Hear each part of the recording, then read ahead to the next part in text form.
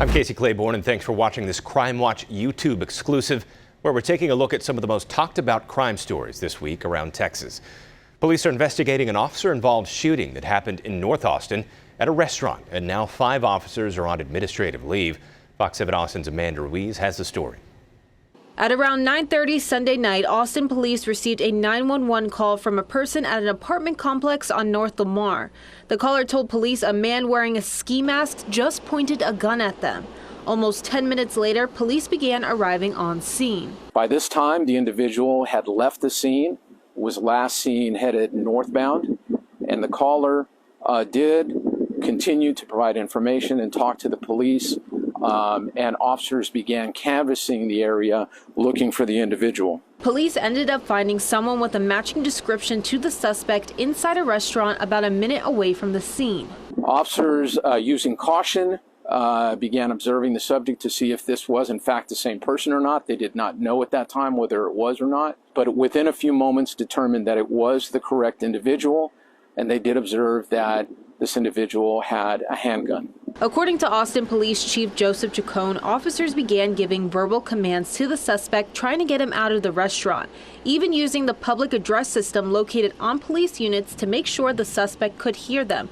But the suspect wasn't complying and began to barricade himself inside the packed restaurant. As officers continued again to de-escalate and to try to engage the subject, talk to the subject, and have him come out, officers heard at 10:19 p.m. several gunshots coming from the inside of the restaurant. This was only about 15 minutes after police located the suspect. Police quickly switched gears to rescue mode and entered the restaurant to prevent any harm to the patrons inside the restaurant. As officers made entry into the restaurant, multiple officers did fire their department duty weapons.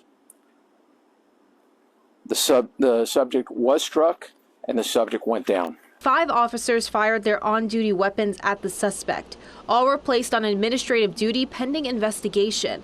The suspect was transported to the hospital where he remains in critical condition. No one besides the suspect was hurt in the shooting. Police say the body cam footage from this incident will be released in the coming weeks. The final witness was called in a days-long pretrial hearing for Kaitlin Armstrong. The Austin realtor and yoga instructor is accused of killing world-class cyclist Anna Maria Wilson back in May. Detectives say Wilson had a romantic history with Armstrong's live-in boyfriend. Fox 7 Austin's Shannon Ryan finds that Armstrong's attorneys are asking the judge to toss evidence in this case, arguing police acted improperly, lying and violating Armstrong's rights. A pretrial hearing in the Kaitlin Armstrong case coming to a close Monday. Armstrong's attorneys are asking Travis County Judge Brenda Kennedy to toss evidence in the case, arguing that an interview Austin Police Detective Katie Connor had with Armstrong on May 12th was an illegal interrogation. Armstrong was never read her Miranda rights and repeatedly asked for an attorney and to leave the room. The state points out that Connor told Armstrong several times that she was free to leave. Monday, Douglas Dean, a retired Plano police lieutenant, called the interview, quote, a case study of how not to interview a homicide suspect. Excerpts from the more than 10-minute conversation made its way into the PC affidavit written by Detective Richard Spittler. Armstrong is misquoted in the document, and there is argument as to whether her actions were mischaracterized. The judge's ruling will in part hinge on whether they were lied about. Dean said the document was, quote, borderline character assassination. He accused the detectives of trying to paint a picture and said it's a, quote, common trap inexperienced detectives often fall into. Both Spittler and Connor were new to the unit. This was the first homicide case Spittler led. Dean said the affidavit was, quote, not the quality of writing he would expect from a fully developed police department, and that he believes the detective supervisors let them down. Judge Kennedy will issue a ruling on November 9th. Each side will be given 10 to 15 minutes to summarize their arguments.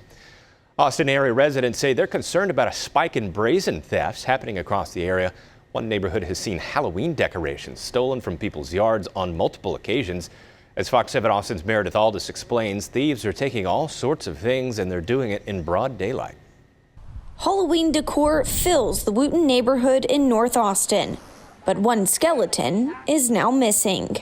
On Thursday at around 6 in the evening, Daniel Shepard says he went to go get some food up the road and received an alert on his phone from his Ring camera. I go to the video and he's just some random guy just walks up and tries to grab my Halloween skeleton off the chair. But the skeleton was zip-tied to the rocking chair. When he found it zip-tied, he just grabbed the whole chair with it as well and just walked off with it. The suspect ends up loading them in the back of a black truck with a waiting driver inside. I couldn't believe it. Shepard says he raced home and tried to find the car in the neighborhood, but had no luck.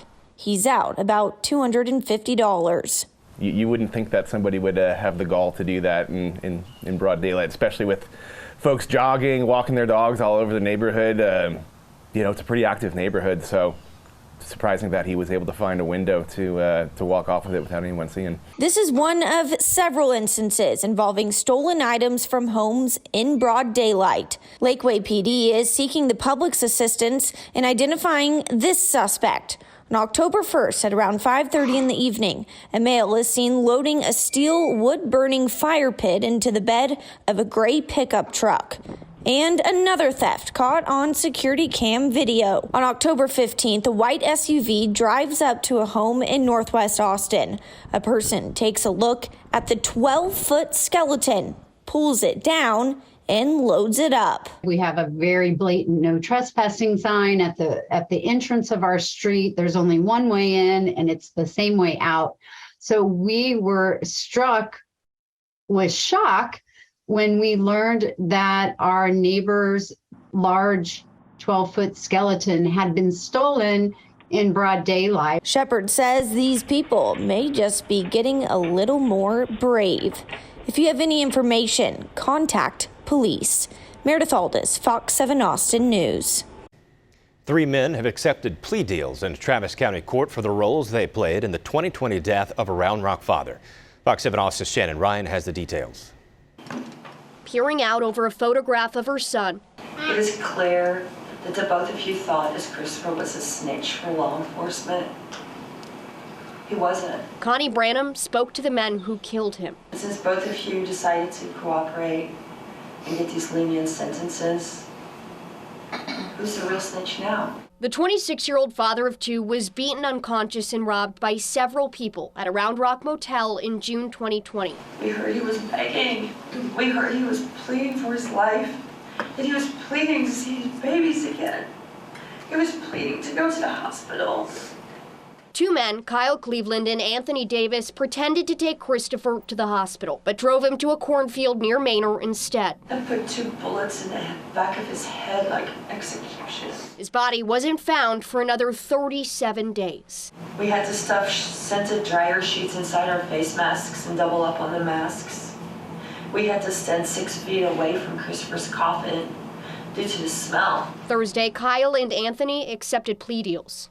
And the court, therefore, sentences Mr. Cleveland to 35 years in the Texas Department of Criminal Justice. Anthony, who agreed to testify against others involved, had his capital murder charge dropped to first degree. 14 years in the Texas Department of Criminal Justice. Jameel Watford also pled guilty to robbery. 13 years in the Texas Department of Criminal Justice. The family says these deals are not what they wanted. We all got a life sentence. You got off. District Attorney Jose Garza says the deals were necessary. I understand that this process is deeply frustrating, and if it is my job sometimes to take that frustration, and that's completely okay. I think we have reached the right outcome in this case, and my heart just breaks for that family. Shannon Ryan, Fox 7 Austin News. Austin police are still looking for the man who held up a bank in South Austin. Police say this guy walked into the Chase Bank on Mopac and William Cannon around 11 in the morning. He handed the teller a note, showed a gun, and made off with an undisclosed amount of money. If you recognize this guy or know where he is, call Austin police. A recent report has Texas as number 2 in the country for states with the most catalytic converter thefts. One local RV and boat storage company says almost all of their locations have been hit, especially their Austin locations. Take a look at this video taken at A Affordable Storage in Georgetown. In it, you can see a few people inside and eventually leave with something on their shoulder. That something catalytic converters. The component is a high-value item for thieves due to the rare metals inside it, making them worth hundreds, sometimes thousands of dollars. Operations manager John Hall says the company has done everything to bump up security, but it still continues. He hopes releasing the footage will lead to catching those involved. Of course, some people understand it's the thieves, and no matter what we try to do as far as security-wise, they're going to get in if they see that as money signs. They just look at us as a shopping mall for catalytic converters with all these RVs in there. So they break in and they'll steal them. There's a $5,000 reward. If you have any information, you're urged to call police. And finally, the Dallas police chief is sharing frustrations about the hospital shooting that left 2 nurses dead, questioning why the shooter was allowed in the hospital in the first place. Nestor Hernandez was on parole from state prison for an aggravated robbery he committed in 2015. He was wearing an electronic ankle monitor.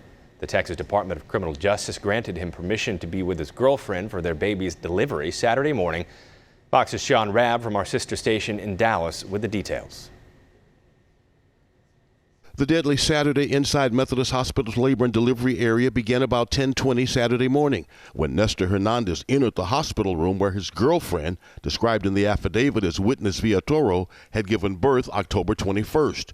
Hernandez, a man with a history of violent crimes and with an ankle monitor, was granted permission by the State Pardons and Parole Office to go to Methodist. The police department had no forewarning that this person was being monitored by ankle monitor, anything about his criminal history. The affidavit says Hernandez was acting strangely and accused Villatoro of infidelity. The affidavit continues he began searching the room to see if anyone else was there, then produced a handgun from his pants and struck Villatoro in the head multiple times with the weapon. The affidavit continues that he told her, "We are both going to die today," adding, "Whoever comes in this room is going to die with us." As a nurse, Jacqueline Pakua from Ghana, West Africa, entered the room, she was ambushed. Methodist Hospital Police Sergeant Robert Rangel was down the hall for an unrelated matter when he and a staffer heard what sounded like a gunshot in a nearby room. Another hospital employee, Katie Flowers, 63, heard the shot fired, looked into the room, and the suspect fired again from the doorway, striking Flowers in the hallway. Sergeant Rangel witnessed the second employee being shot and took cover and called for help on his radio. Engaging Hernandez, preventing him from leaving that hospital room, shooting him in the leg, Chief Garcia opened with his frustration that a violent criminal would be out and about on an ankle monitor. This isn't about being on parole. What this is about is a violent criminal that was on ankle monitor and us thinking that in some way, shape, or form, that's a level of accountability, because it is not.